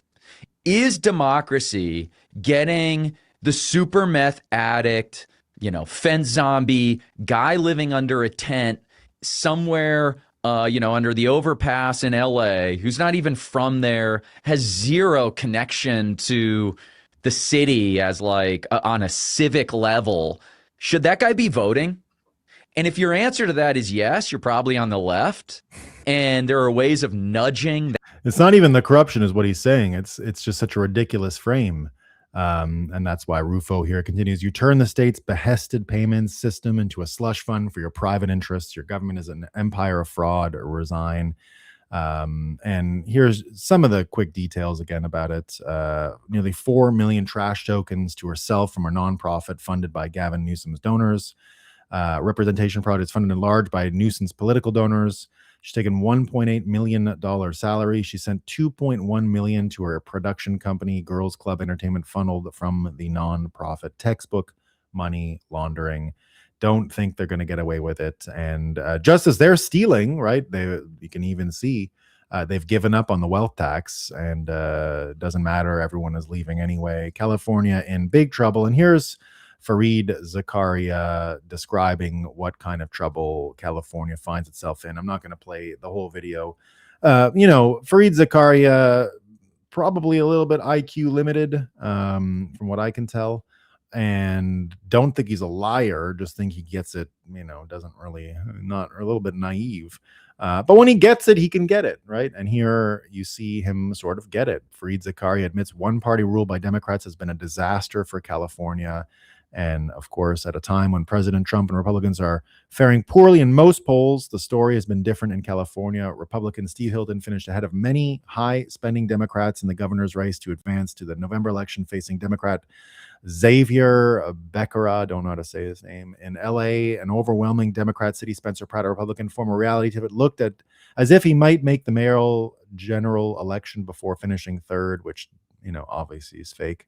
And here just saying how all their money has caused problems. They're too poor, and they've just become a place of sludge people. And indeed, that's why the golden age can come through all of this corruption. That's why we're finally on, especially in California, the right conversation. Here's Spencer Pratt, again, another person talking about architecture. How many times did you think you'd be hearing about architecture and hurting the human spirit with ugliness and communism? This is just a normal talking point now. This was not even, I described this to someone. I was trying to pitch someone on this last year for some part of an event, and they were like, huh, architecture? And I was like, yeah. Da, da, da. Now I'm thinking about dusting off that pitch again because everyone's talking about this stuff. It's become a real thing. Spencer Pratt says one of the hallmarks of communism is the exaltation of ugliness. Contrast our gorgeous Depression-era LA architecture with the commie brutalist slop vomited upon us today. I'll support any candidate who vows to throw this architect in prison for crimes against humanity. And here he says the Eastern Columbia building is the benchmark for Art Deco beauty in LA, built a century ago during the throes of the Depression in just 9 months. A testament to what Angelenos are capable of in any adverse circumstances when they actually give a damn. The city had a 150-foot height limit, but ECB's trademark clock tower was granted an exemption because beauty should always supersede bureaucracy. Breathtaking architecture like this is a magnet. It draws us in, makes us want to be here, and inspires us to do great things here. Conversely, commie slopitecture repels us. This ugliness poisons the soul. You want to avert your eyes from this stain on our skyline. How can you enjoy or take pride if they're in where you live if you don't even want to look at it? It looks like the wreckage of some great tragedy. This is the building he's talking about. Predictably, this monstrosity remains largely empty. Nobody wants to be here. This affront to beauty has become insta blight, more likely to house Superman's arch nemesis than any functional business. The communist worship of ugliness has profound impacts on society. In music, it's often said D major is the key that resonates with the human soul. Schubert said it's the key of triumph, of hallelujahs, of war cries, of victory, rejoicing. The D major of architect is Deco. Art Deco is a defining aesthetic of the city of angels. When you think of the most lovely and cherished buildings in LA, places you want to go, they're all Art Deco, and we can make buildings look any way we want. Why not choose this magical legacy and build like we care? Reject communism, reject ugly, embrace beauty. And now there is a new architectural style, by the way, in America as a result of this. And this is it, guys. Things are coming back, I think. And here it is. It's in Tennessee. Have a look at this. It's a Greco Deco, they call it. Greco Deco. Isn't that amazing? Isn't this a purely golden age America architecture style? Greco Deco. Isn't it beautiful? This is what you want to see, right? Chattanooga Courthouse. The U.S. government just unveiled the majestic Greco Deco design for the new federal courthouse in Chattanooga, Tennessee. The building is at once monumental and welcoming, classical and original. The Irish capitals are inspired touch drawing on Tennessee's natural beauty and weaving it into the stone of a federal building. The Chattanooga courthouse is precisely the kind of building that President Trump's executive order on federal architecture, making federal buildings beautiful again, was designed to produce. When the courthouse is completed, it will stand as the living proof that the order represents wise and humane public policy, something all Americans, regardless of political party, can and should support. Beautiful public buildings are not a partisan matter. They belong to everyone. So let's get the buildings beautiful again. We want it now. And the food, right? And the food. We want the good food. Here is another golden age sign from Brett Weinstein talking about what RFK's been through. Brett Weinstein says we're in an Alice in Wonderland moment. The magical freedom, the medical freedom movement finally has its warrior running HHS, but there are even more powerful forces at work. There's a tension between Bobby Kennedy. He knows his stuff as well as anybody. He's encyclopedic about his understanding of science, the fraud that masquerades the science, the hidden hazards in the vaccines. He knows the COVID vaccine story backwards and forwards. And yet in his position, he is presumably forced to work delicately. I assume, knowing him, that he's doing everything he can to move the ball in the right direction. But in a case like this, where you have the DOJ sandbagging it for pharma reasons, there's just a question of, well, what world are we in? But indeed, I do think he's going to be able to figure this stuff out. We know RFK is the real deal, and we're fans. Okay, I had other stuff about people falling in love with America. You guys have seen all that, right? We don't need to talk about that. I'm going to be going. The Obama Library is disgusting. It's one of the worst buildings ever. No kidding.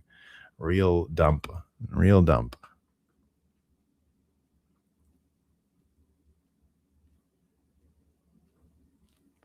Real dump. Medellin. We got morning from Medellin, Colombia. Enjoy yourself in Colombia. EU is the Fourth Reich. They can only be so lucky, John Walkle. I don't know about Reich nothing. I wish they'd be a little Reichy. That would be better for them.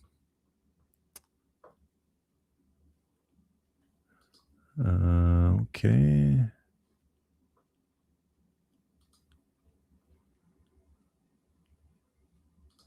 Let's see what the Rumble chat is saying. Sourdough is the golden age. No sound. Australian money's made of plastic. Many of the monies are made of plastic, Chef Zero. Canada has plastic now. Barbados has plastic. I welcome it in Barbados, though, because I swim with my money in all the time, and the plastic only just came in. So this is my 7th year living in Barbados, and the first year or two, so the Barbados uses the Canadian mint, so the bills are almost all identical to Canada in each generation. And so it was really funny in that when I first moved to Barbados, in the cash machines and stuff, you still got the 1980s issued style of money. It wasn't Canadian money, but I remembered it because of the patterns and the colors and the print. So they skipped the generation, but after that, they had another version of money that was more similar to the early 2000s version of Canadian specie and bills. But they went to the plastic stuff. Canada went to the plastic stuff pretty early, and they just got to the plastic stuff in Barbados about 3 or 4 years ago. But I do like it because, as I said, I'm in the ocean all the time, and it's nice when you pull. You forgot there was a $10 in there or something, and it comes out fine. Totally, you can put it in the. You can put it there anytime. You have to make your own sourdough, says BTC Plebinator. It's true. Don't buy food from Walmart. It's probably 3D printed. I would never buy food from. Would never ever buy food from Walmart. That's for sure. You need the food. You are right. The food does suck, Plebinator, but we're getting it better. The food can suck. Okay, it's true. The food sucks when you're looking for the bread. But don't forget, we do have other food in America, right? It's not just. Let me see if I can put this one up now. Yeah, it's not just the bread, right? This is also American food, and this is the best food on earth. So I'm not too worried about the bread. Bread's one thing. This stuff's that's good. That's the good food, right?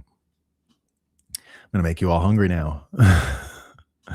Whoever is watching this show from Texas, do me a favor. I haven't had a Texas barbecue in a while. I got to get down there. Pratt is a character in the show. He's a great show. Obama library looks like prime communist architecture, and it is a blight on their lakefront. Did you see what Trump did? He made it look like a garbage can yesterday. Did you see that? I'll show it to you. It's another classic Trump. Obama library garbage.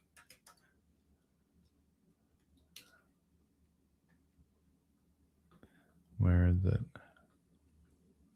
Yeah, did you hear this story? This is hilarious. I can't find the garbage one right now, but this one's also funny of Obama. So everyone's saying Trump threw his own birthday party for himself about the fight night, right? So she was a soldier, and she was asked to go to Obama's birthday years ago as just like a token audience member. And here she wrote about it. The Freedom, her name is Samantha Narove. She says the Freedom 250 fights, President Trump's birthday, were a celebration for all Americans. They honored the country, our military, first responders with a patriotic display. But many complained it was a vain display just for the president. No, that was Obama, and I was there. He flew in a bunch of NBA stars to play a private game with him on his birthday. They let him waltz by them and take layups and guard him like he was made of glass. It wasn't televised or shared with the country. It was just a fantasy make-a-wish camp for Obama. Doesn't that sound true? There were a few hundred warriors from Walter Reed, myself included, who were voluntold to attend, but just as spectators with very little interaction at all with him or the players. They were all busy telling Barack what a superstar he was. It was a nice gesture for Obama to have his people invite some wounded troops, but it was obvious we were just window dressing for the Barack ball party of one. On the other hand, President Trump invited the whole country to the show. I know which one I voted for. There you go. Now I'm going to take that away, and I'm going to welcome Hank. Haven't seen him in days. How you doing, Hank? I'm doing better now, Nolan. I've missed you. How are things going in my absence? Well, I've indeed missed you. We're busy enjoying the golden age. That's what's up here. The prices of gas, not for you, unfortunately. You're a California. No, I haven't seen it moving. They'll never come down yet. They're probably going to go up.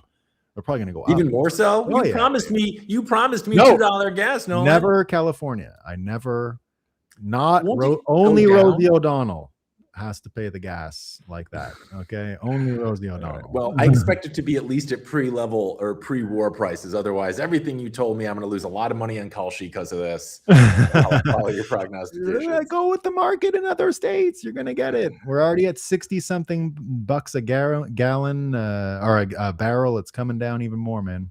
All right, I hope so, man. I mean, trust me, if I could leave the Bay, I would. But this is where the studio is. I gotta. It is a beautiful place. Don't worry. I'm even thinking of moving to California if this old Spencer Pratt can get his thing going really better. Well, not day one or anything, but yeah. I mean, why not? It's the greatest place in the world. I don't. It just is.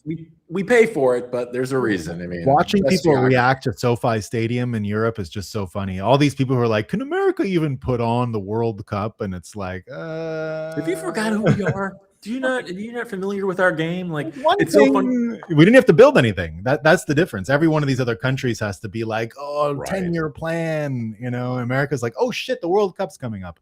Yeah, grass in SoFi. Yeah. There's the one in Vegas that has like a tray that moves the field in every day, so they can be in the grass. That's a sweet stadium too. I love seeing all these videos of these Europeans, like just people from all over the world coming to America and like eating fried chicken for the first time. They're like, "Oh my god!" I'm like, just did the Texas barbecue one because we were making fun of the food here in America, the bread, and the bread's no good. But I was like, well, how much bread can you eat? Plus, we do have the barbecue. Oh, the bar. I mean, you can't beat the barbecue. You can't. It's America, man. I mean, we get a lot of shit, but like, come on, we're pretty good. So what have you guys been talking about this morning? Well, we looked a little bit at the Iran war and the peace. We'll see how it goes. We talked about the G7 meeting. Yeah. Not much coming out of that other than the Qatar announcement. A bit more about the UK 16-year-old thing and the carve out for Blue Sky, which just sort of tips the hand on what's really going on. So now, they frame it like kids need to show ID to use the internet. That's not what's going on. Adults need to show their ID to use the internet, and then kids just can't. So, and then they say Blue Sky, you won't need it. Blue Sky is one of the most degenerate sites on the internet. Like, it's just perverts and murderers. And why are they all flocking there? Well, they didn't like what was going on Twitter because they had to fight people, and then that was annoying. So they all went to Blue Sky. Don't know why they all flocked there. But the point about Blue Sky is that it was heavily created with government money. So Mike Benz has put a lot of time into showing that it was Euro Sky had some role in it. It wasn't a typical VC funded outfit.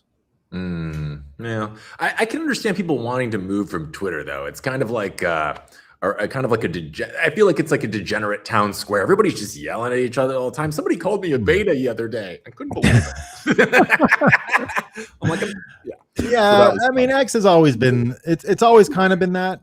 And remember that, like, because the fighting is there is why it gets all the attention. Blue Sky becomes, you don't want the place where people aren't fighting. If True Social is not interesting either, because it's just, did you hear what Trump said? Did you hear what he said? And then Blue Sky is kind of the same. Did you hear what Trump said? Oh my God. It's the same story, just different reactions. So at least in X, people come together and fight, which is kind of what you want, right? You don't want people not. At least we're talking. At least we're talking. So I'll take that. Did you catch any movies this weekend? Did you go see the Disclosure Day? I'm not going to see that. I heard it's great. I heard it's his best since ET is what everybody's saying. I have not seen it. That's not what they're saying. Really? I just read an article about it like yesterday. Most people are saying it's unwatchable. Literally unwatchable. Yeah, because here's the point.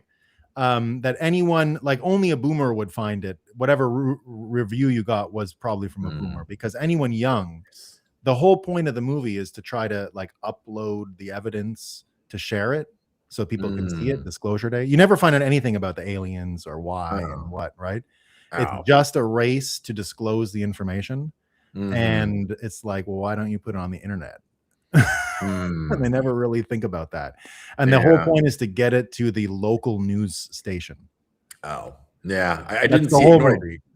You know what movie I did watch, though, that's great, that I had not seen? Hand That Rocks the Cradle, the Rebecca De Mornay. So good. Oh, no, wait a minute. The Hand That Rocks. Original one. Okay, that's the murdering one.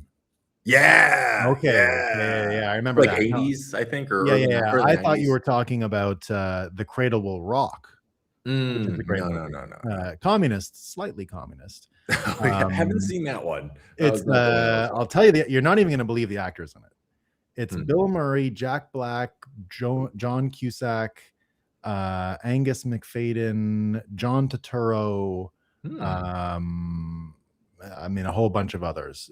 An incredible movie that was set about Orson Welles and his all-black Othello cast during the Great Depression. Okay. And excellent movie. Excellent. I'll have to check that one out. Yeah. I've been diving into the oldies recently. That's an oldie. 1999, maybe another 99 thing. I think it might be another 99. Yeah. We can't call 99 an oldie yet. I'm not emotionally prepared for that, Nolan. Okay. 30 years, man. Oh, no. I'm really, oh my God, my joints are hurting just talking about this. Holy cow. But yeah, man, we're going to miss you today. I know I'm glad you get to spend more time with the kiddos. That'll be fun. We got a busy week, man. Yeah. But we got a lot coming up on today's show. We have Hollywood entertainment reporter and writer John Lopez, who's one of my personal favorites on the show. We're going to talk about Pratt and what's going on in Hollywood right now. Ask him about Disclosure Day. I'll ask him about that later today, though. On Walker's show, we're going to be doing a little three-way with the one and only Mooch. Scaramucci's coming back. Yes, we got him today. I've got a fun game prepared for him that we're going to ask him all the hard-hitting stuff. I can't wait to talk about the Epstein files. He's a cool guy. Epstein files is coming, man. It's coming. It's coming. No. So we got Fauci stuff out the past couple of days. Epstein is next. I predict Epstein at the end of the party season coming up. Epstein 9/11 stuff by July. Summer reading. I hope so. And then tomorrow, I don't know if you know, we got Senator Lummis joining us for a little bit.